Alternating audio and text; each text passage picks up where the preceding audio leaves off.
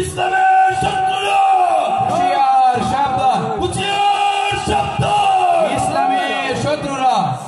সুপ্রিয় উপস্থিতি, এ পর্যায়ে আমাদের সম্মুখে উপস্থিত হয়েছে আমাদের প্রিয় আল্লামা জাগ্রত কবি মুহিব খানকে মঞ্চে আসন গ্রহণ করার জন্য সবিনয় অনুরোধ করছি। সম্মানিত সুধী, সম্মানিত উপস্থিতি, বাংলাদেশে ইসলামী সংস্কৃতি প্রতিষ্ঠার আন্দোলনে যারা অগ্রণী ভূমিকা পালন করছেন তাদের মধ্যে অন্যতম